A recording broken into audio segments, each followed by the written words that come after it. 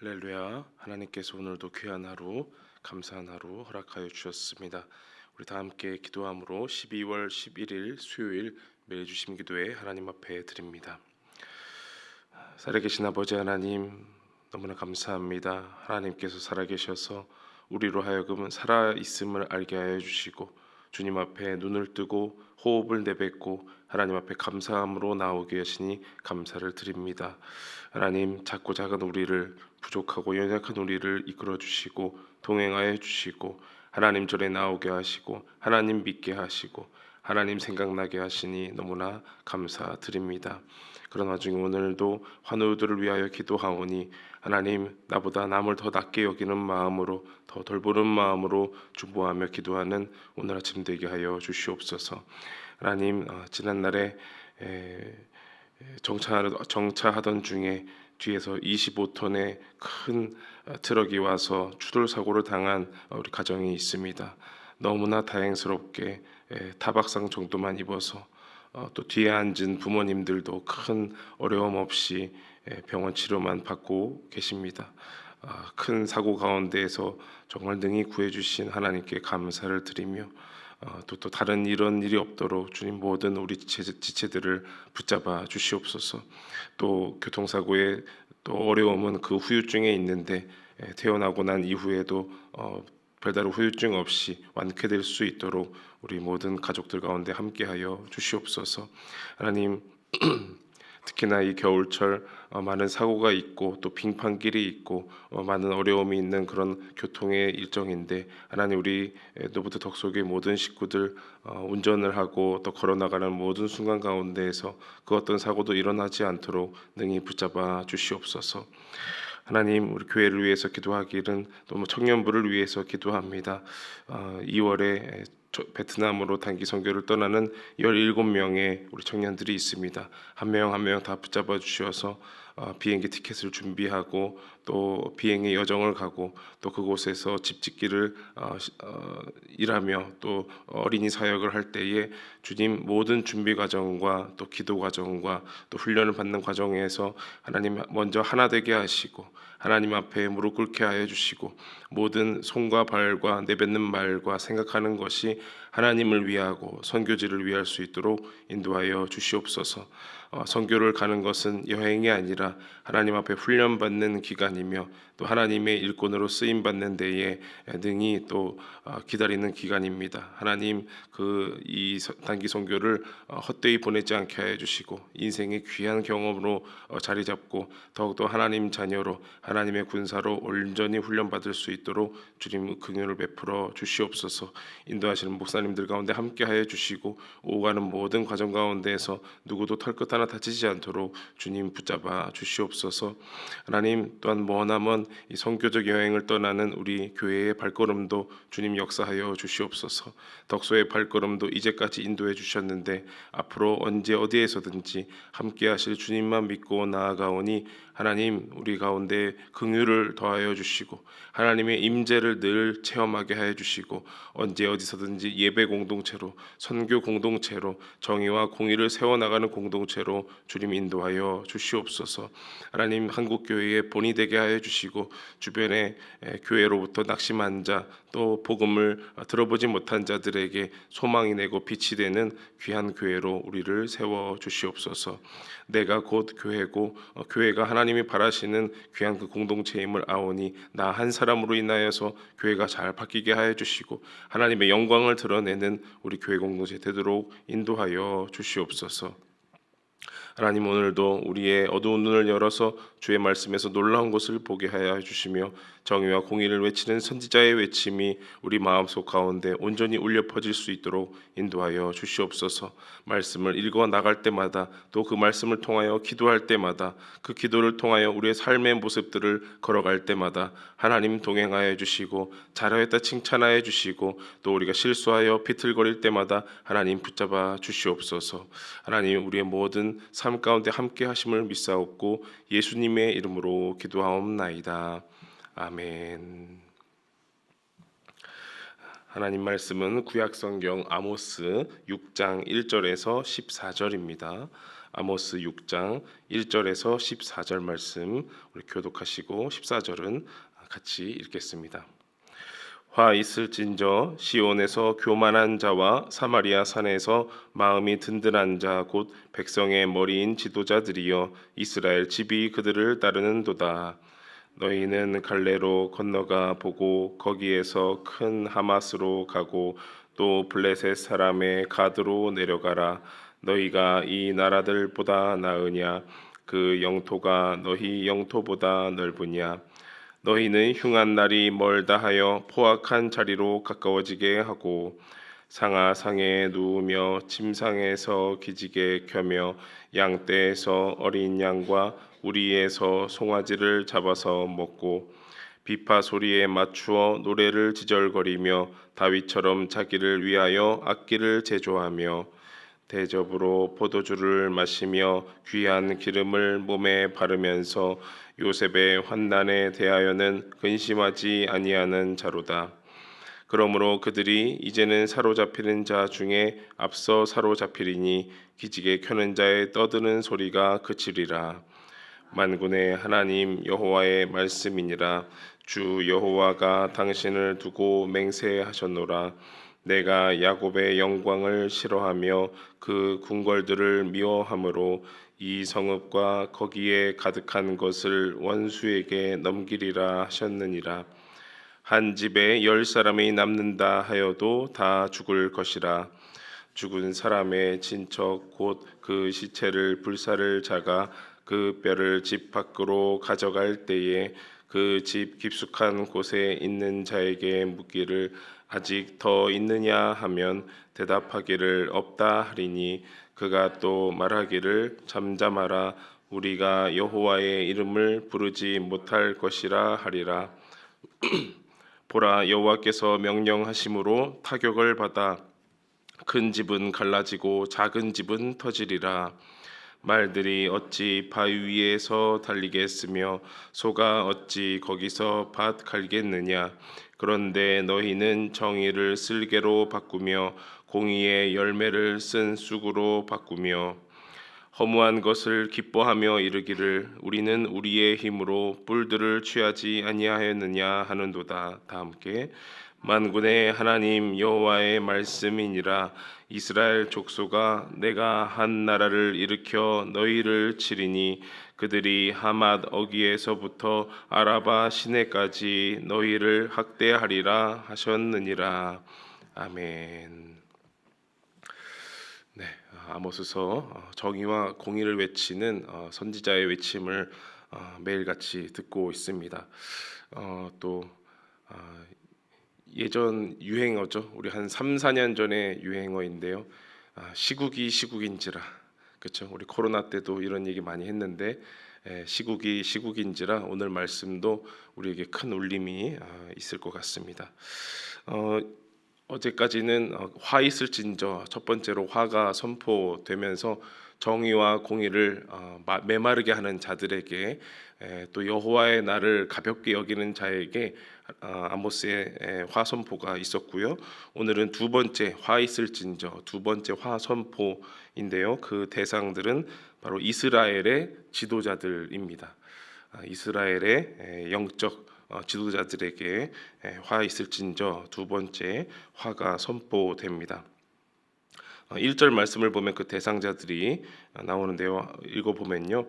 화 있을진저 시온에서 교만한 자와 사마리아 산에서 마음이 든든한 자 곧 백성들의 머리인 지도자들이여 이스라엘 집이 그들을 따르는도다 라고 되어 있습니다. 여기에 네 가지로 묘사가 됩니다. 이스라엘의 지도자들은 누구인가 이렇게 살펴보면요. 먼저 교만한 자라고 말을 합니다.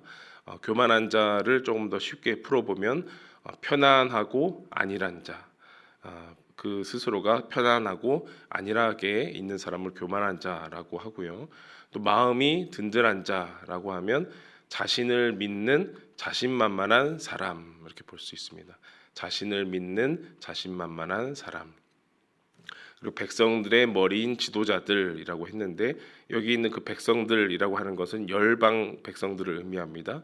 그 열방의 으뜸인 구별된 자들이라고 하고 또 이스라엘 집이 따르는 자들, 이스라엘 백성들이 따르는 자들 이렇게 볼 수가 있습니다. 그러니까 스스로 나는 편안하고 안일하면서 자신만만하고 모든 열방 중에서 나는 으뜸이다. 그리고 이스라엘 온 집이 나를 존경하고 따른다라고 여기는 자들이 바로 이스라엘의 지도자들이다. 이렇게 오늘 1절에서 묘사하고 있습니다. 근데 곧 이어서 2절부터 쭉 지적하는 것은 과연 너희들이 또 너희가 있는 이 이스라엘 땅이 주변 나라 뭐 갈레, 하맛, 가드, 블레셋의 이런 땅들과 비교해 보았느냐? 한번 거기 갔다가 여기 갔다가 하면서 보았느냐? 그 땅이 좋으냐, 니네 땅이 좋으냐라고 아모스는 선포를 합니다. 땅끼리 비교해 봐도 작고 좋은 땅이 아니다라고 말하는 것이죠. 3절에서 6절 말씀을 보면요.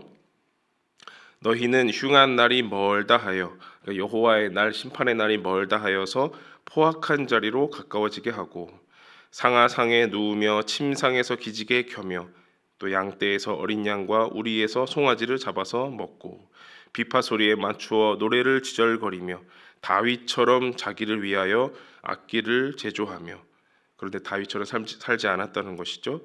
대접으로 포도주를 마시며 귀한 기름을 몸에 바르면서 요셉의 환난에 대하여는 근심하지 아니하는 자로다. 요셉이라고 하면은 북이스라엘을 지칭하는 거죠.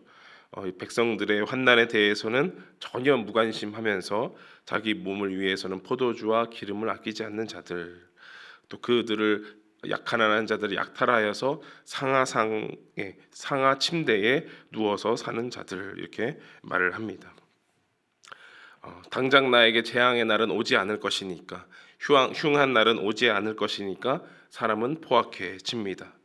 또 가난한 자를 약탈하고 그들은 더욱 힘이 없으니까 더욱더 약탈하여서 그것으로 나의 부를 채웁니다. 마치 다윗이 된 것 양 노래하지만 다윗의 신앙에는 관심 없는 모습을 보입니다. 부한 것으로 말미암아 취해 있지만 이웃의 근심에는 또 내 자녀들의 근심에는 무관심하다라는 것이죠. 그래서 그들의 끝은 포로가 될 것이다. 반드시 사로잡혀 갈 것이다라고 전반부의 말씀이 기록되어 있습니다.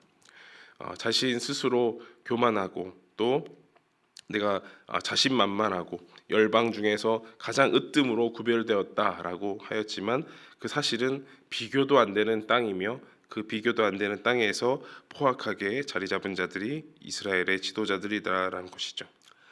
또 이들에게는 그럼 어떤 심판이 내리는 것인가? 8절 9절 말씀을 보면요.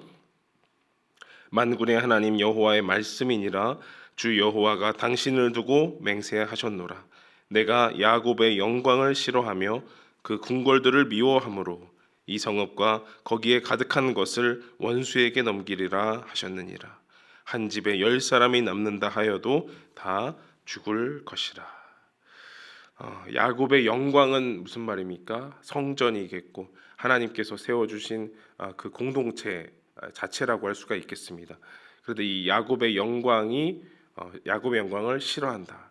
그러니까 그 자체로 조롱하는 말이 된 것이죠. 참 너 대단하다. 참 대단하게 웅장하구나라고 조롱하는 말이겠고 또 그 궁궐마저도 하나님께서 미워하시고 결국에는 원수에게 넘기리라.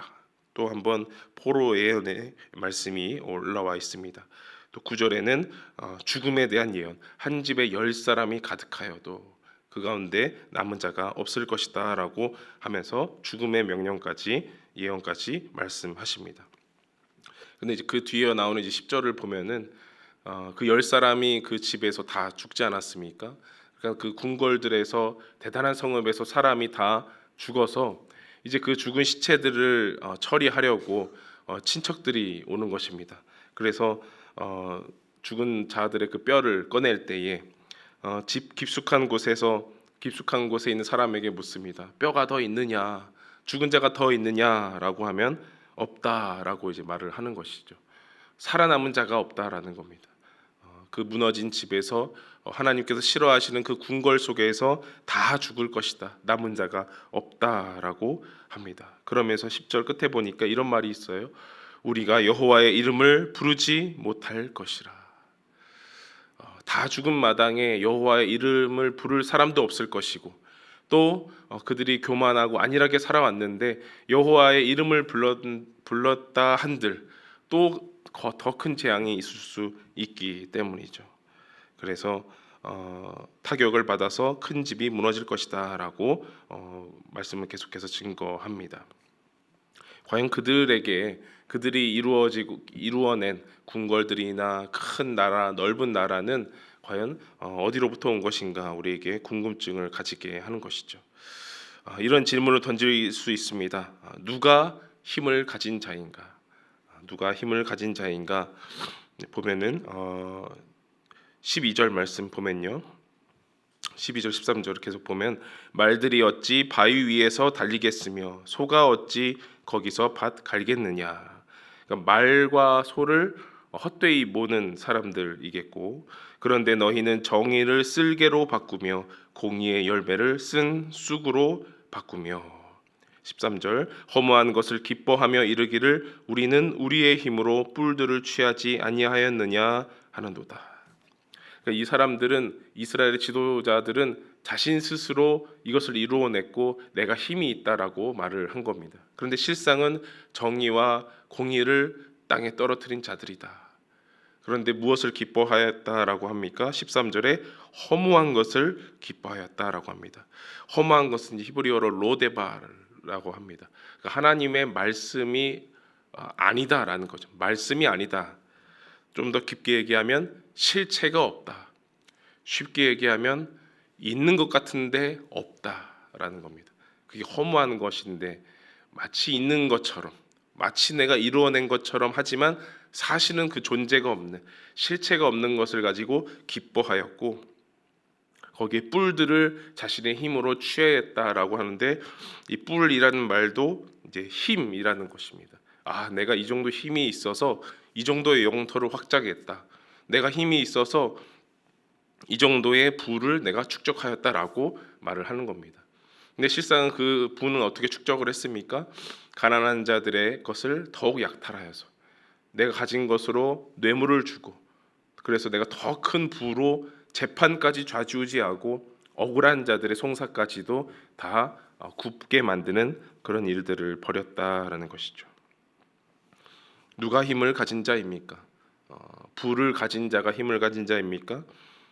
허무한 것을 기뻐하는 자가 힘을 가진 자입니까? 질문하게 되는 겁니다. 다 가진 것 같지만, 내 힘으로 이루어낸 것 같지만 이들의 말로가 참으로 비참합니다. 14절 말씀 같이 한번 읽어볼까요? 시작. 만군의 하나님 여호와의 말씀이니라.